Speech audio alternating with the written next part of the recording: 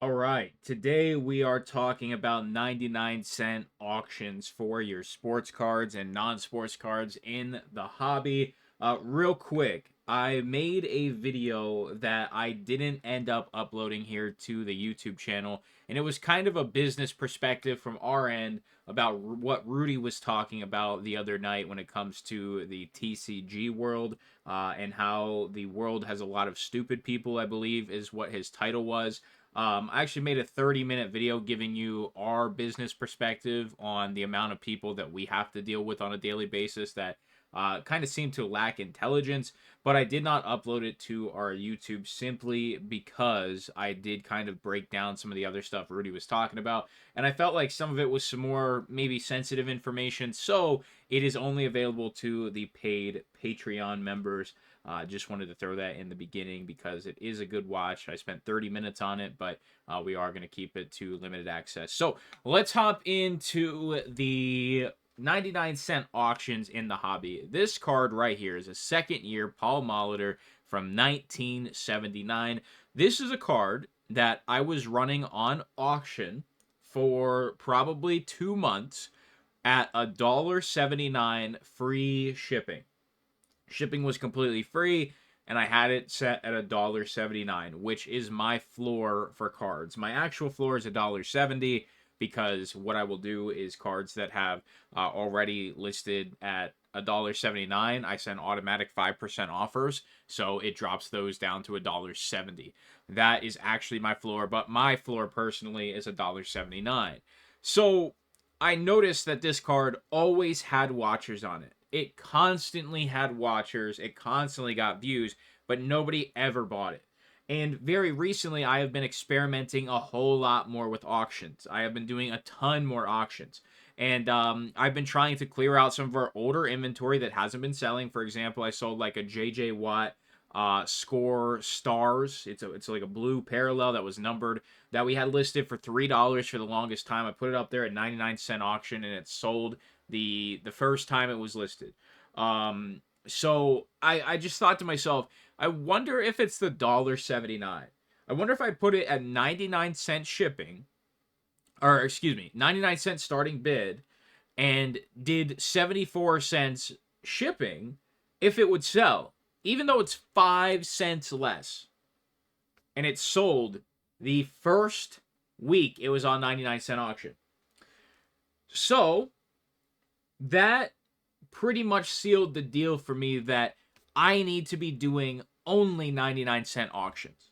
Nothing else. Nothing else. Only 99-cent auctions. If it is an expensive card that doesn't have any comps that just came out, also 99-cent auction. If it is an expensive card with comps, I will never do an auction. You just do not win. You do not win, and people might not see it, or they might be afraid to bid. Whatever the case may be, never do auctions for expensive cards unless you are first to market, or if it is genuinely a hyper liquid card, like something that there's literally hundreds of people looking for constantly. I'm talking PSA 10 Pokemon cards. I'm talking Michael Jordan's, high-end Kobe, stuff like that. You can throw those on auction and you will get some good money. But other than that, you just don't want to do it. Not with these ultra modern cards. But, this Mulder's not in the worst shape in the world. All things considered, second year card. I don't do vintage too much, and maybe because the light from the scanner was on the edge here, maybe that kind of, hurt some sales a little bit. But it's like, here's the psychological thinking behind it. Somebody sees it for $1.79 and they're instantly rounding that up. They're like, I don't really want to pay $2 for this card. But when they see the 99 cents, they're like, yeah, I'd pay $1 for that. If I saw that show, I'd pay $1, and they bid on it. They don't even think about the shipping. They just click $1 and that's that. And then they move on. They bid on a million other things, right? So what ends up happening is they get to checkout, and a lot of these guys have auto pay on, which is a new feature within the last year or two from eBay, where even it might take a week. They might have auto pay on for a week, which sucks when they do that, but it's for combining shipping and stuff. But it's one of those things where they just place a bid, set it, forget it, and then the card shows up a few weeks later. It's really helpful for you as a seller because sometimes they don't even know they won something because it won't even inform you. Sometimes it does, but if you're bidding on so many different things, it just kind of gets lost in the mess, and it's just going to be in your purchase history. And it's a really good feature from eBay with the auto pay thing. Some people pay right away. Some people have their auto pay set to an hour. That's what I have mine set to. I would never have auto pay set for a week out when I won something. If you are setting auto pay for a week out, the only excuse for that is if you are buying from a major consignor like DC Sports and you do want to combine shipping, or it's because you're broke. It's literally one of those two options. Like you want to combine shipping or you're broke. That's it. So there is another thing that can happen. Sometimes the auto pay doesn't go through because people will like figure out a way to cancel the auto pay. I don't know how they do it, but they do it. I actually had a card I was first to market on from Topps Update. It was a Nick Kurtz number to 25. Guy won it for $424, and I had to wait. So the auction took a week. I had to wait a week for his auto pay just for him not to pay. He wouldn't respond to any messages. He ghosted me, and he bought another one of the same card for $10 cheaper and ghosted me over $10 and screwed me. And I had to take like a $30 bath on it, which really pissed me off. But you know, getting back to the point, auto pay for the most part is really good, and these 99-cent auctions seem to be the way. So I do want to show you like some of my 99-cent auctions right now because I've really been pushing some of these singles that haven't been selling just at 99 cents. And if you're wondering what do I make off of this card after fees, after shipping, let me actually check real quick. All right, so it is what I thought. We get 46 cents in our bank account from this card. Now, we have to take into account a few other things. The top loader. Right now, top loaders are costing me 10 cents, dude. Top loaders are costing me 10 cents. Now, some of the time, I'm not using my own top loaders. I'll use top loaders I get from shows, but the thing is, I replace those top loaders and I keep the old ones. So, you know, I'm putting better top loaders on better cards, but, you know, this might be, it looks like a fairly fresh top loader to me. So, you know, we're going to take the full 10 cents off, but understand if you're buying like bulk deals or something, and, you know, whatever the case may be. I mean, I ship everything in a top loader no matter what, or a card saver, so it doesn't matter. But top loaders have been getting really expensive near me. I don't know if it's something to do with tariffs or what, but, you know, just 2 years ago, I was paying like $70 a case. And, you know, like 5 to 6 years ago, I was paying $56 a case. Now we're up to 100. So that's going to knock us down to 36 cents. Penny sleeve, that's going to be like 1 cent and a quarter or 1.25 cents. So that's going to knock us down to what, 35. Envelope, small plain white envelope, that's going to knock us down to 32. Two pieces of blue tape, we'll knock it down to 31 because we had that little, you know, 0.25% on the penny sleeve as well.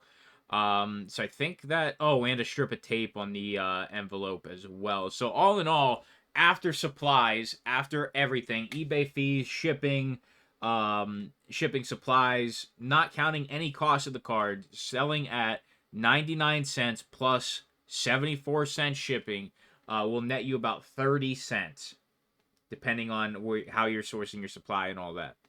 So, is it worth it? Oh, it also cost me a penny to scan the card. Actually, no, I did this one manually. I didn't put this one through Car Dealer Pro. So I think, no, it was originally listed through Car Dealer Pro, and then I took it down for an auction, I think. 29 cents. Okay. So, is it worth it? Absolutely, man. You have to understand something.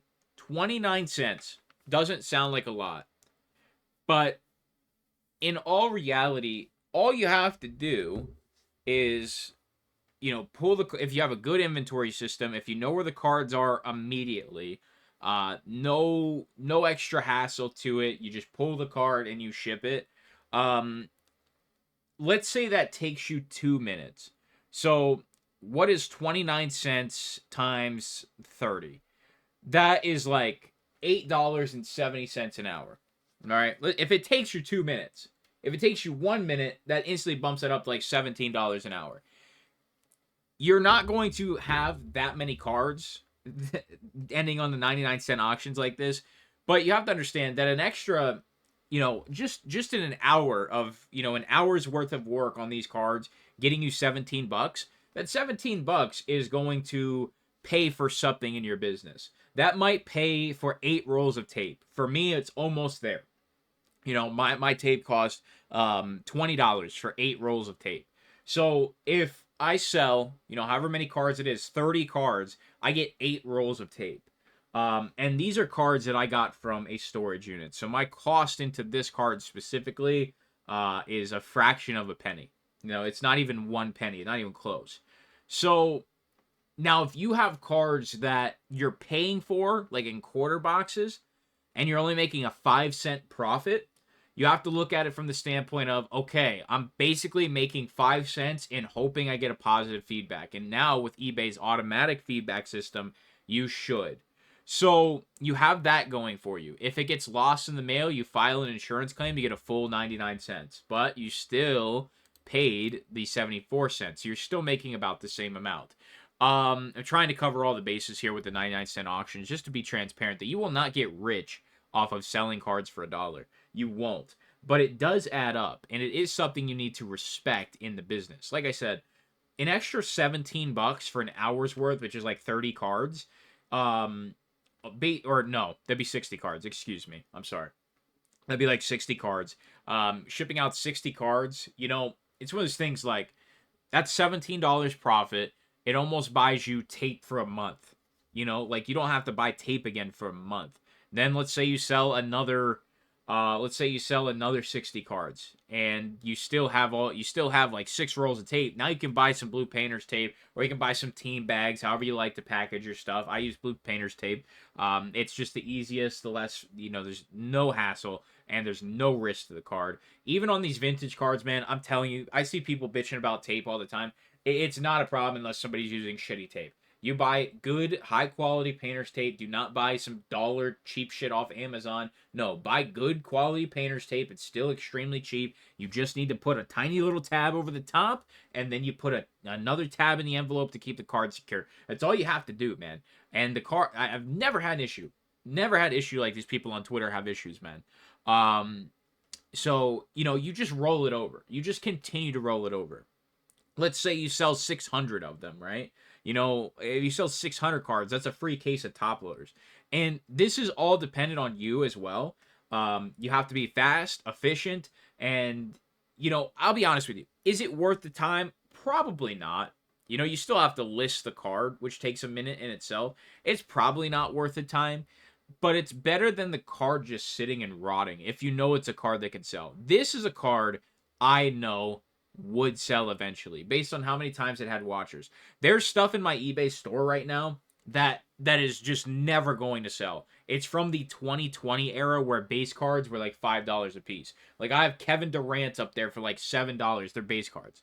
They will never sell. And even if I put them on 99-cent auction, they will never sell. But I do want to show you some of the stuff that I put on auction here, and then we'll wrap this one up.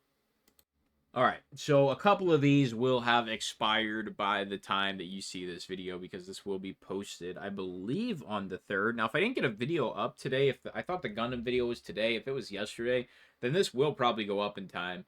But yeah, this is just kind of the stuff I've been experimenting with now on the 99-cent auction, stuff that's been sitting forever and that I feel like will sell. And if it doesn't, that's amazing to me. So, Brock Purdy Silver Contours, nice card. 99 cents. If this card does not sell, I would be shocked. I genuinely would. Like, I think this is going to get a last second bid, and I'll make my little 29-cent profit on it. This was actually part of a deal. It's part of a 4-card deal that really didn't go my way. The only reason I wanted it was for the True Retail Prism Red of Brock Purdy from last year Prism. And I haven't listed that yet. But the other 2 cards in the deal, it just wasn't that great of a deal. So I just put this card on 99 cent because I wanted it gone. We got a Bob Gibson here, all aces. This was a card that was a throw into a deal. Literally, the cards I purchased showed up, and this was another package inside of it, just in a tiny little envelope. I don't know if it was. I checked his eBay sales to make sure I didn't get somebody else's shit. No, he just gave me this card and another card for free. And I was like, does he not know these are really expensive now and some of the better players? So it doesn't matter if you have some of the worst players in the set. People are collecting the entire set. So it doesn't matter who it is, it'll sell. And Bob Gibson certainly isn't a bad name. So that's going to sell for a couple of bucks.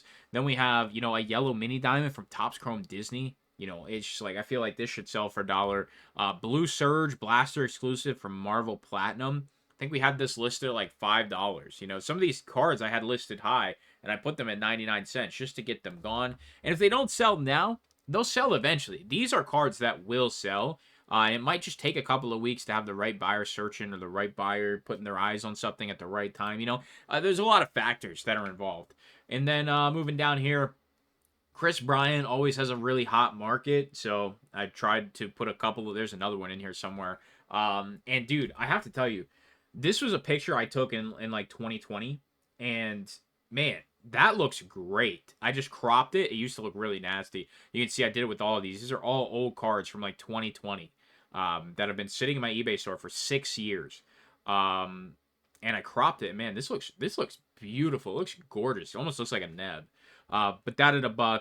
Ian Seymour, I'm 99% sure this kid just got his rookie card in 2026 Topps, this product. So I saw I had that in stock. I'm like, I'll throw it up there, see if somebody wants it, see if somebody's looking for this kid. And I'll have that go throughout the season here. Couple James Hardens, Dazzles. I mean, dude, they're nice cards. Just don't know if anybody be willing to pay for them. And then I've been experimenting with listing some sealed packs here and there. And it's been doing really well. I won't lie. With OP14 specifically, you can see this batch doesn't have any bids yet. But 3 weeks in a row now, I have listed OP14 packs at the same exact price I have them listed for. I think I have them up there for $11.49 right now. So this is like 18 cents cheaper or something. And people have been bidding them up to like $11.50. And I've actually been making more off auctions than I have just on sealed packs for sale, right? Little Seahawks lot. Now, last week, I had this listed as Seahawks Super Bowl champions lot. Didn't have any of the names on here. So put Sam Darnold, JSN, K9 on there now. And I think this will sell this week. I really do. Then moving down here, we have just a regular mini. This was listed at like $10. And I'm like, I don't even know who this is. This isn't $10. Put it at 99 cents. Mike Trout, clearly Donruss. That was one that's been on auction for a couple of weeks now and it hasn't sold. I'm kind of surprised. Picture is a little shitty, but there's not really much more I can do with that. We got an error card out here. Just, it's too light. This is supposed to be a dark purple. It's a light purple. This has been out here for like 2 months. Nobody wants it. And I'm really surprised that nobody wants... Just nobody wants it. I am surprised. Breece Hall rookie. I don't know if he's even relevant. Damaged Cabrian Hayes rookie image variation SP. I thought for sure this card would have sold by now. It's been on auction twice already. And this is like a $6 to $7 card. And, it has a little bit of staining on the back. And I think there might be one other thing wrong with it. It was a throw-in to a deal. And it just won't sell. It's insane. Then we have a miscut Dalton Connect. There's like a full-ass other card on there. And then we have, I thought this Burt Blyleven would sell. I thought this would sell for sure. It's a unique serial number. It's 039039. This is the only card from like this Edge 95 stuff that was like a decent serial number. And it hasn't sold at all. Jalen Hurts, just tried to see if, I've been doing some experimenting with these 99-cent auctions. And it just works for some stuff, and it doesn't work for other stuff. Rondale Moore, rest in peace. I had all of my autographs of him purchased that day that it happened. And I'm surprised the rest of the cards didn't sell, but I just put the rest on 99-cent auction. But it looks like people are already done buying him because he's out of the news, which is sickening.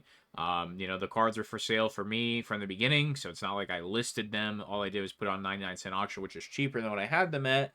And they still didn't move. Some miscut WWE stuff. I actually cannot believe these haven't sold. These have been out here for months. And they have the alignment dots in everything. And they will not sell. I honestly just think it's not hitting the right buyer. This is another one. 13 Prisms. You got Mannings, Romo, Gronk, Rogers for $15. Early year Prisms. Not moving. actually kind of nuts. Ty Petey or Pete, this guy was supposed to be a good prospect. What happened? What happened? Another Rondale Moore, Dennis Eckersley, 1981 tops, not selling. And then here's some stuff I put up last night. We got Guardians of the Galaxy. Now, they haven't had any bids yet, but you can see I put them up 12 hours ago.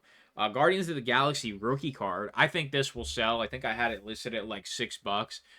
It's been out here for a while. Ty Dillon. Oh, I also changed some of the titles. So, like, some of my titles were terrible. Like, this one was just 2018 Victory Lane. Didn't even say Panini. Didn't say NASCAR. Didn't say Racing. Just said 2018 Victory Lane Gold Ty Dillon 99. I'm like, we can do better. So put it up at that. We'll see if it moves. Then, like, this LaMelo card. This was a 2021 card I listed that, I had it at $13 for a draft base. I don't even think it'll sell for that. Tatum My House might sell. Miggy Hyper might sell. Correa Gold Label Blue. You can see I'm experimenting with a little bit of number cards, not going overboard, but a little bit of stuff, right? And then another Chris Bryant here, Andrew McCutchen, and we have Rogers Hornsby here. This McCutchen card, all it was listed at was 2021 Topps Chrome Andrew McCutchen, number 8. Like, that's what it was listed at. And then I changed it to 2011 Topps Chrome Baseball MLB number 8 Andrew McCutchen Pittsburgh Pirates legend. Just trying to get more keywords in there, just keyword spamming, which, because it is relevant to the card, is allowed, but keyword spamming in general, if it has nothing to do with the card, is kind of against policy. But in this case, we're good. But dude, the 99-cent auction game is definitely one that I have been trying out more because it does seem to work. Right now, why are we not going back? Go back. It's not going back. Should open a new tab. I didn't even know that. The 99-cent auction game, dude, is something I've been experimenting with a lot, and it's been working. We've been running about 50 auctions per week, and some of them are sealed for sure. Let's just say we've been running about 20 singles, and I've been selling about 10 to 15 to 20%. So anywhere from, some weeks I'll sell 2, some weeks I'll sell 3, good weeks I'll sell 4. And you have to understand, 10% is what you should be selling. If you list 100 new cards tonight and they're all at correct pricing, if they're all at, lowest listed or whatever, if you list 100 cards, you should sell 10 that day. That is just how things work. If you don't, you are not listing good enough inventory. And I'm not saying this stuff is great, but I certainly have a lot more shittier stuff that I could have put on 99-cent auction. So basically what I'm trying to say is a 10% sell-through rate is good.